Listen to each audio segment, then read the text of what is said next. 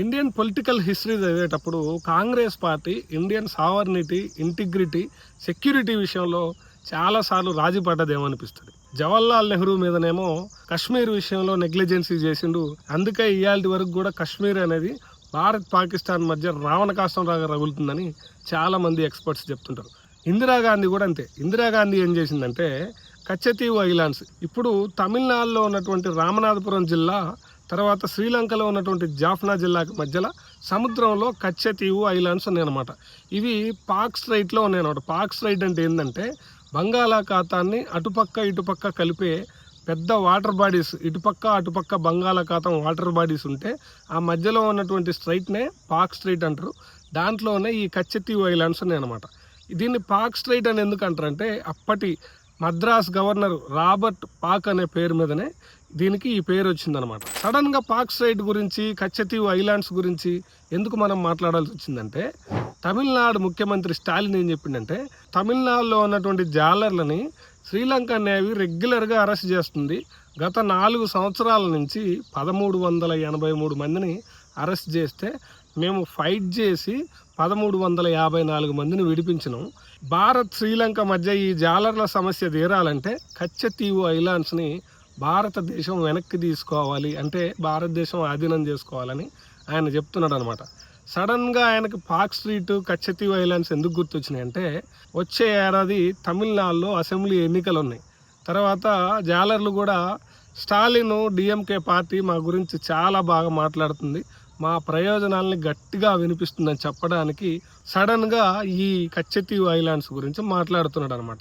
సరే, కచ్చతీవు ఐలాండ్స్ గురించి డిఎంకే మాట్లాడలేదా అంటే 1974లోనే కచ్చతీవు ఐలాండ్స్ని శ్రీలంక ప్రభుత్వానికి ఇందిరాగాంధీ బయలేటరల్ అగ్రిమెంట్ కింద అప్పజెప్పినప్పుడు ఇప్పుడున్న స్టాలిన్ వాళ్ళ తండ్రి కరుణానిధి ఆనాడు తమిళనాడు ముఖ్యమంత్రిగా ఉన్నాడు. చాలా తీవ్రంగా వ్యతిరేకించింది ఆ నిర్ణయాన్ని. తమిళనాడులో కూడా చాలా సెక్షన్స్ నుంచి చాలా పెద్ద ప్రొటెస్టులు వచ్చినాయి అనమాట. సరే, ఈ కచ్చతీవు ఐలాండ్స్ అనేది 285 ఎకరాలు ఉందన్నమాట. దాంట్లో ఎవ్వరు ఉండరు. సెయింట్ ఆంటోనీ అని ఒక చర్చ్ ఉందన్నమాట. అది క్యాథలిక్ చర్చ్. ఇండియాలో ఉన్నటువంటి క్రిస్టియన్స్కి, తమిళనాడులో ప్రత్యేకించి, తర్వాత శ్రీలంకలో ఉన్న క్యాథలిక్ క్రిస్టియన్స్కి ఇదొక సెంటిమెంట్ అనమాట. ప్రతి సంవత్సరం ఒకసారి ఫెస్టివల్ జరుగుతుంది. అది మినహాయించి మిగతా సందర్భాల్లో అక్కడ ఎవరు ఉండరు అనమాట. అయితే 1921 వరకు కూడా బ్రిటిష్ వాళ్ళ ఆధీనంలోనే ఉంది. అంతకుముందు యువతల పక్క భారతదేశంలో రామనాథపురం జిల్లాని సముద్రం ఆనుకొని ఉంటే అవతల పక్క జాఫ్నా అనేది సముద్రాన్ని ఆనుకొని ఉందన్నమాట శ్రీలంకలో. ఈ జాఫ్నా అంటే మీకు గుర్తొచ్చే ఉంటుంది, ఎల్టీటీఈ తోటి చాలా మంచి సంబంధం ఉంది. మనకి ఎక్కడన్నా సందర్భం దొరికినప్పుడు ఎల్టీటీఈ గురించి మాట్లాడుకుందాం. 1921 వరకు బ్రిటిష్ వాళ్ళ ఆధీనంలో ఉందని చెప్పుకున్నాం కదా. అంతకుముందు రామనాథపురం జమీందార్ ఆధీనంలో ఉండేదన్నమాట. జమీందార్ ఆధీనం నుంచి బ్రిటిష్ వాళ్ళకి వచ్చింది. బ్రిటిష్ వాళ్ళకి వచ్చిన తర్వాత భారతదేశానికి వచ్చిందనమాట. 1974లో ఇందిరాగాంధీ ఏం చేసిందంటే ఒక పనికిమాలిన పని చేసింది.